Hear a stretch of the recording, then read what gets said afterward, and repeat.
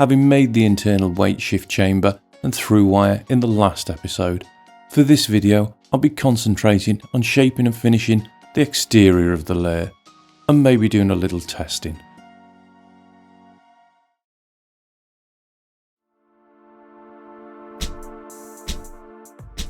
To begin with, I'm going to remove the stainless steel balls and wire. And then sand the internal faces to remove any rough spots of superglue. To hold the two sides together while I shape the exterior, I've cut some tabs of double-sided tape and spaced them out. Then I can position the two halves so they meet accurately and add some pressure. Once the block is stuck firm, I can square up the top and bottom faces. For the shaping itself, I'm using templates again and starting out with the plan view, which I can attach with more double-sided tape. I find it really important when starting out to make sure the centre line on the template matches up with the mid-joint.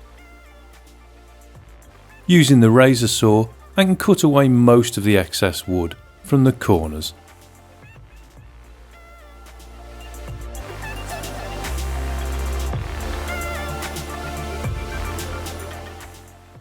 To fine-tune the edges back to the template and square them, I can simply sand with the block.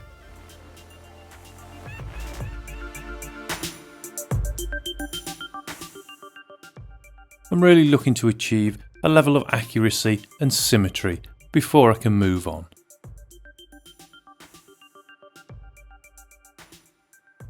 For the side profile, I can follow the same principles of sawing away the excess and sanding to the template.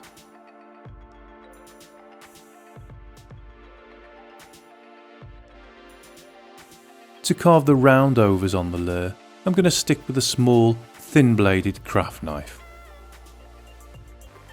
For the technique, I'm making a paring cut. This is normally used for peeling vegetables, but here I'm using it to create a 45-degree chamfer. To avoid fighting the grain, I'm also carving downhill or with it. This is where I find the laminations really help, as I can use them as a guide to the width of the chamfer, but it also needs to taper to the ends. With all four corners roughly shaped, I can check the lines and go back and make any adjustments. To refine the shape, I'm using a round over sanding block. These are simply made by rubbing a sandpaper covered dowel into a block of balsa until a half round shape is formed. The dowel needs to be of the same diameter as the thickness of the lure.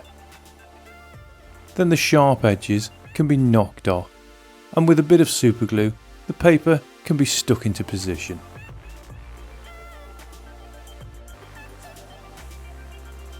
Rubbing firmly, I can sand and shape the top and bottom of the lure, occasionally turning the block in case it's a little out of shape.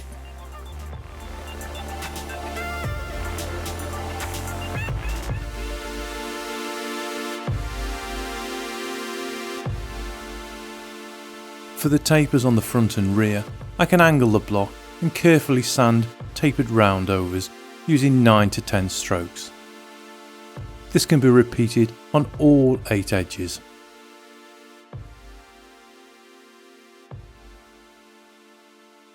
To cut the lip slot, I'm using a jig that I made for the original series of Fox Minnow videos. I'll post a link to the video on how it was made in the description below. To use, I've added a template with the lip slot shown. Then I can position the lure in the jig. For a saw, I'm using a hacksaw blade that's been snapped into 3 pieces and glued together. Using small strokes, the blade easily passes through the balsa to leave a relatively clean cut.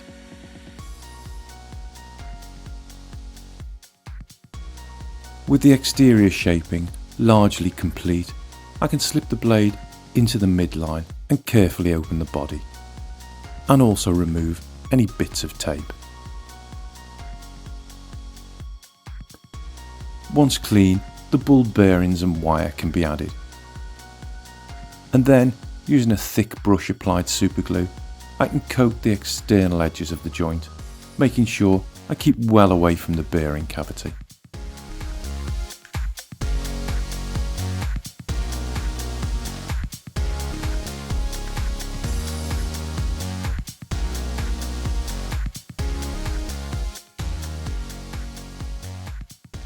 I always find bringing the sides together with glue a little nerve-wracking. But because I'm using thickened glue, I have maybe 30 seconds to a minute to make some adjustments. To add some pressure to the joint, I first need to protect the balsa with some scraps of thin plywood. Then I can add some sprung clips and space them out over the layer body to even up the pressure on the joint.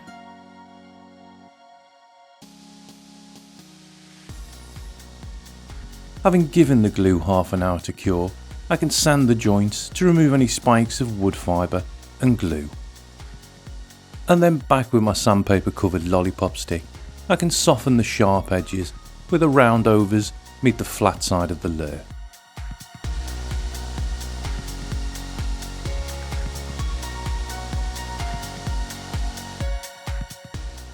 For speed, I'm mixing up a small amount of 5-minute epoxy.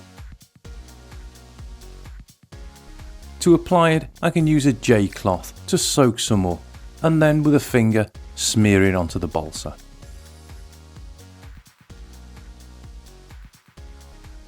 I really want to make sure I completely wet out all of the surfaces before wiping off any excess.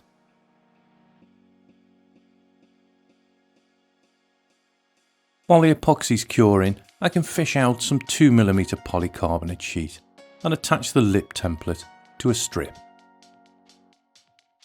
To score the outline, I'm using a heavy craft knife and a plastic hammer. With a few reasonable taps, I can cut part way into the surface of the plastic. To break the lip free, I'm positioning a hinge along the line I want to snap to, and then, gripping with a pair of pliers, I can force the plastic until it breaks. For the other edge, I can grip and snap again, and likewise score and break off the front edge. For the little corner chamfers, the blade can just be pressed through the plastic. Using a small hand drill, I can then make a hole in the lip and cut to the marked lines either side to form a slot. This should fit loosely around the through wire.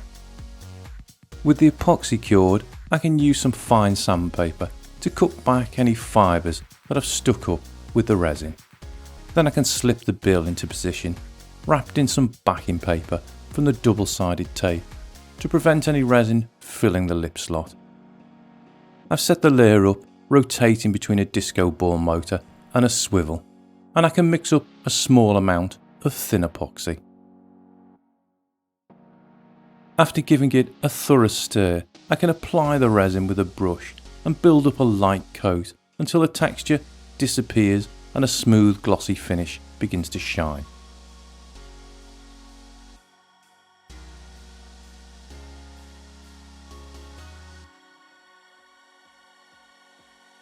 Special care needs to be taken around the lip to stop any build-up of resin at the joint. Finally, I can pop any bubbles trapped in the resin with a few passes of the blow lamp and then leave it to cure. To paint, I'm using a basic dual action airbrush, and for air, a small compressor and tank. Paint wise, I have a mix of acrylics, and because this is still a prototype, I'm going for the crash test dummy look. To start out, I'm going to lay down a base coat of white. At this stage, the epoxy has been allowed to fully cure for a couple of days and been given a light sand as a key for the paint. The lip has also been removed. Because I'm using heat set acrylic paint, I need to give it a blast with the hairdryer between coats.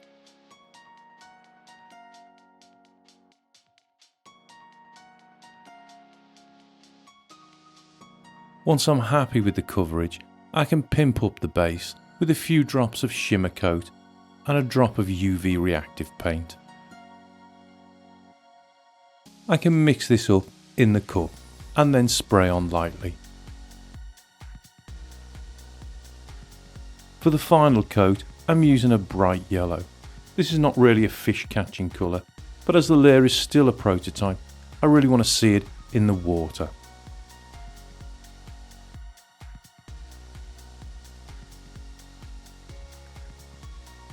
With a last blast from the hairdryer, I can leave the paint to fully cure for a few hours. To add the bill, I can fit it into the slot and spend a minute or so making sure it's lined up properly. As a temporary measure, to hold it in position, I can pick up a drop of thin superglue with a pin and let it roll into the slot on the underside of the lip. For the eyes, I'm using self-adhesive rhinestones that can just be pressed into position.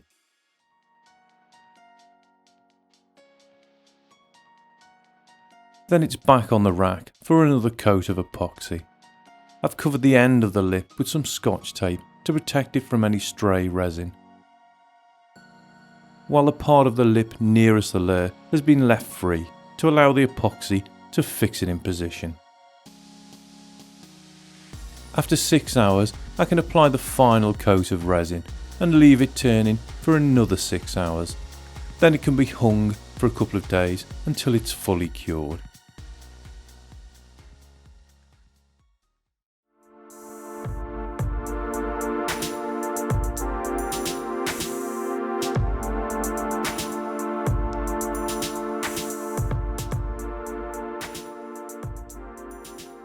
With some layers, I often get the feeling I'm not really testing them at all, but learning about them.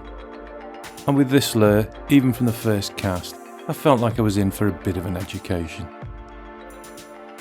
The weight shift added some real certainty to the aim, and on the retrieve as the balls rolled forward, I could feel the head shakes pumping through the rod tip.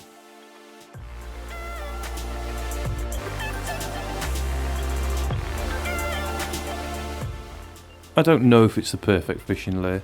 I'd have to find a couple of fish to answer that question, but it is a starting place to explore, and in the next video in the series I'll be looking at some alternative weight shifts using magnets and some tougher materials. Thanks for watching. If you've enjoyed this video, feel free to like, share or leave a comment below. For more handmade fisherman videos, follow the link to my channel or subscribe to be notified of future projects.